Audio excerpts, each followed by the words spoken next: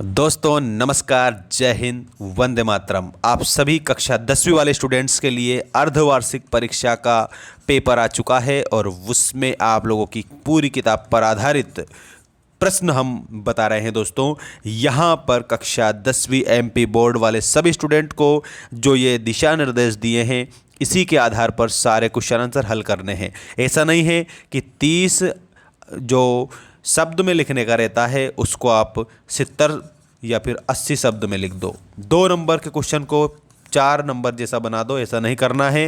Instruction पर विशेष ध्यान रख लेना। आप सभी स्क्रीनशॉट ले लो और उसके बाद इंस्ट्रक्शन पढ़ते रहना। मैं क्वेश्चन के आपको आंसर बता रहा हूँ।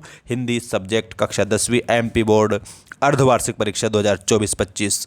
देखिएगा, रीतिकाल को काव्य की दृष्टि से बांटा गया है।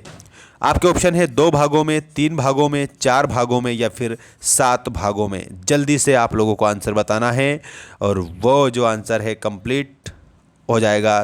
3 भागों में बांटा गया है, जिसमें आप लोगों का आता है रीतिबद्ध।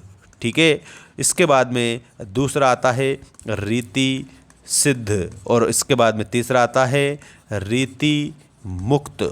ठीक है, इस प्रकार से 3 भागों में इसको बांटा गया है। इसके बाद में सूर के पदों में तेल की गागरी कहा गया है।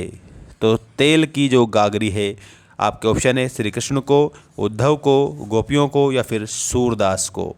तो दोस्तों तेल की गगरी कहा था उद्धव को, क्योंकि भगवान कृष्ण के पास रहते हुए भी उस पर एक भी बूंद नहीं लगी। किसकी? ईश्वरीय प्रेम की। ठीक है, तो यहाँ पर उद्धव आप लोगों को याद रखना है। इसके बाद में चरणों में निहित मात्राओं के आधार पर दोहा है। सबसे पहली बात तो आप याद रखना, दोहे में 24 मात्राएं होती है और ये मात्रिक छंद होता है, इसलिए इसमें मात्रा की गिनती की जाती है।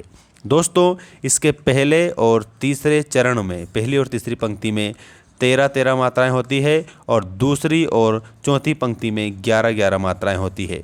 ठीक है, और ये अर्ध सममात्रिक छंद होता है। तो हम आप क्या बताएंगे? अर्ध सममात्रिक बता देंगे।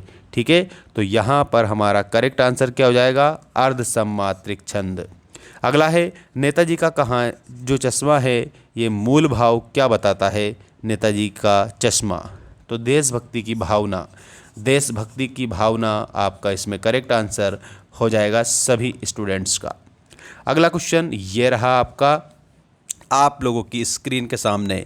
सभी स्टूडेंट्स चैनल को सब्सक्राइब करेंगे। देखिएगा, वह धीरे धीरे रोने लगा। वाक्य में क्रिया विशेषण का भेद है। दोस्तों क्रिया विशेषण किसे कहते हैं? जो शब्द क्रिया की विशेषता बताते हैं उन शब्दों को क्रिया विशेषण कहा जाता है। तो इसमें आप लोगों का जो रीतिवाचक क्रिया विशेषण है वो करेक्ट आंसर के रूप में आपको लिखना रहेगा। अगला है भोलानाथ और उसके हम उम्र चबूतरे के एक कोने को क्या बना देते थे? तो वो नाटक घर बना देते थे। आपको ऐसा उत्तर के रूप में याद रखना रहेगा। ठीक है, इसके बाद में ये रहे आप लोगों के रिक्त स्थान। रिक्त स्थानों की पूर्ति कीजिए में आपका पहला क्वेश्चन आपकी स्क्रीन के सामने आ चुका है। परशुराम अपना गुरु भगवान को मानते थे। आपके ऑप्शन है शिव, श्री कृष्ण या फिर विष्णु। तो प्यारे बच्चों इसमें आपके खाली स्थान में आपको लिखना रहेगा शिव। ठीक है, अगला प्रश्न है आश्रय की शारीरिक चेष्टाओं को कहा जाता है। आपके ऑप्शन है विभाव, अनुभाव या फिर आलंबन। तो इसमें आपका करेक्ट आंसर हो जाएगा आश्रय की जो शारीरिक चेष्टाएं होती है उसको बोला जाता है अनुभाव। ठीक है, इसके बाद में देखिएगा, विस्तृत कलेवर वाले काव्य को कहते हैं। तो विस्तृत जो कलेवर वाला जो काव्य है उसको महाकाव्य बोला जाता है। ठीक है, नेक्स्ट क्वेश्चन है बाल गोविंद भगत की प्रभातियाँ तक चलती थी। तो उनकी जो प्रभातियाँ हैं फागुन मास तक चलती थी। आपका उत्तर ऐसा करेक्ट हो जाएगा। ठीक है, फागुन मास तक चलती थी। इसके बाद में नेक्स्ट क्वेश्चन है आप लोगों का, वाक्य से क्रिया के करने या होने की सामान्य सूचना मिलती है। तो इसके उत्तर में आपको बताना है विधानवाचक वाक्य। ठीक है, ये वाला आपका इसमें करेक्ट आंसर हो जाएगा। और ये आपका नेक्स्ट क्वेश्चन आपकी स्क्रीन के सामने आ चुका है। कटाव में बर्फ से ढके पहाड़ की तरह चमक रहे थे। आपके ऑप्शन है चांदी, सोने या फिर मोती। जल्दी से सभी स्टूडेंट कमेंट करके जवाब देंगे और हम सभी सही जिसकी कमेंट होगी उन सभी को हार्ट देंगे, तो नोटिफिकेशन आप लोगों के पास पहुंच जाएगा कि हमने आपके कमेंट को लाइक करा है।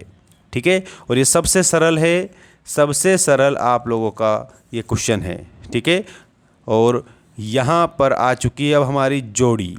तो दोस्तों सही जोड़ी बनाकर लिखिए, मैं आपको सारी जोड़ी बता रहा हूँ, देखिएगा।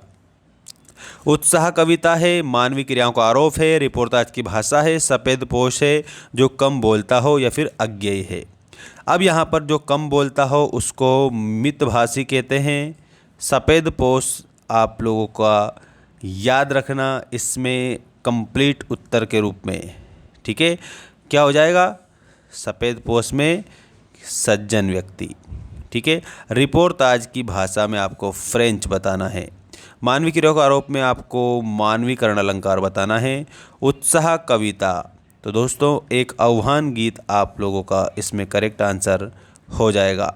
ठीक है, तो इस प्रकार से आप कंप्लीट करेंगे। और अज्ञेय, अज्ञेय आपको तार सप्तक बताना रहेगा। ठीक है ना, ये आप लोगों को ऐसे उत्तर बताने रहेंगे सभी स्टूडेंट्स को। एक और बात आपको मैं बता देता हूँ कि सफ़ेद पोश जो है उसको सज्जन व्यक्ति भी बोला जाता है, और इसके अलावा इसको भद्र व्यक्ति भी बोला जाता है। ठीक है, भद्र व्यक्ति का मतलब साफ़ सुथरा होता है। ठीक है, ऐसा याद रखना। और साफ़ सुथरा है इसका मतलब वो अच्छा सज्जन होगा तभी साफ़ सुथरा है। तो दोनों ऑप्शन सही है इसके। ठीक है ना, अगला क्वेश्चन देखिएगा। एक शब्द या एक वाक्य में उत्तर लिखिए वाला पहला आपका क्वेश्चन आ चुका है। फसल कविता हमें किसके करीब ले जाती है? तो ये हमें लोक संस्कृति के करीब लेकर जाती है, ग्रामीण संस्कृति के करीब लेकर जाती है। याद रखना आप सभी। विभाव के दो भेदों के नाम लिखिए। तो इसमें दो भेद हैं, एक तो है आलंबन विभाव और दूसरा है दोस्तों उद्दीपन विभाव। शास्त्रों में काशी किस नाम से प्रतिष्ठित है? तो आनंद कानन आप लोगों को लिखना है, आनंद कानन। ठीक है, ऐसे लिख देना। किस समास में प्रथम पद प्रधान एवं अव्यय होता है? तो प्रथम पद प्रधान अव्यय होता है, वो अव्यय भाव समास हमारा हो जाएगा, अव्यय भाव। ठीक है, अपना हाथ जगन्नाथ लोकोक्ति का अर्थ लिखना है स्वावलंबी होना। ठीक है, स्वावलंबी होना। भोलानाथ के पिता कटोरे में उसे क्या सान कर खिलाते थे? तो उसमें आप लोगों को क्या बताना है? भात। ठीक है, ऐसा आपको कंप्लीट आंसर इसका बताना रहेगा। इसके बाद में ये रहा आपका नेक्स्ट क्वेश्चन। मुख्य गायक की आवाज़ भारी व गंभीर होती है, इसमें आपको बताना है सत्य। दोहा और चौपाई वर्णिक छंद है, तो इसमें आपको असत्य बताना है क्योंकि मात्रिक है। मानव संस्कृति एक अविभाज्य वस्तु है। ठीक है, तो इसमें आप लोगों को क्या बताना है? सत्य बताना है। दो वर्णों के मेल को संधि कहते हैं, ये भी सही है। रंगीन पताकाएं शांति और अहिंसा का प्रतीक है, तो इसमें आप लोगों को क्या बताना है? असत्य बताना है। ठीक है, पढ़कर ही लेखक अभ्यांतर व्यवस्था को पहचानता है, इसमें आपको सत्य बताना रहेगा। ठीक है, बाकी के आंसर आपको हम नेक्स्ट वीडियो में बताएंगे।